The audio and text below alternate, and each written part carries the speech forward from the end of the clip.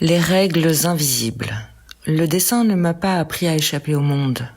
Il m'a appris que l'on pouvait inventer d'autres règles pour l'habiter. Pourquoi certaines règles sociales paraissent-elles si difficiles à comprendre alors que celles du dessin semblent immédiatement évidentes ? Dans ce texte, le dessin apparaît comme un espace où il n'est plus nécessaire de deviner les intentions, de calculer ou de jouer un rôle. Il devient le lieu d'une relation directe au monde, gouvernée par des règles librement choisies, fondées sur l'attention plutôt que sur la stratégie. Le psychiatre me demande : avez-vous eu des difficultés à vous faire des amis ?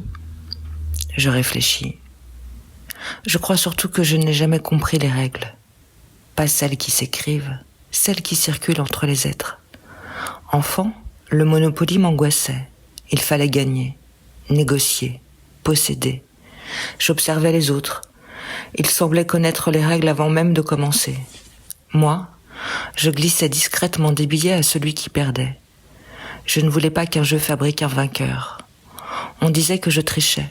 Je cherchais seulement une autre manière de jouer. En grandissant, j'ai découvert que beaucoup de relations humaines ressemblaient à ce plateau de Monopoly. Des alliances, des sous-entendus, des stratégies, des règles que personne n'explique et que tout le monde semble pourtant connaître. Je ne savais pas y entrer, alors je disais ce que je pensais et la partie s'arrêtait. Et puis un jour, j'ai posé une feuille blanche devant moi. Elle ne cachait rien, elle ne me demandait ni de convaincre, ni de séduire, ni de gagner. Elle me demandait seulement d'être présente. Le trait suivait d'autres lois. La couleur aussi. Des lois que je découvrais en dessinant. Des lois que je pouvais transformer.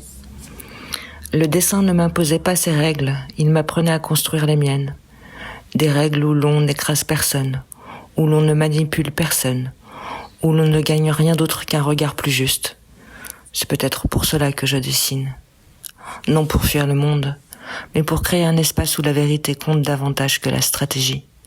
Un espace où je peux enfin vivre selon des règles que je reconnais comme justes, les miennes.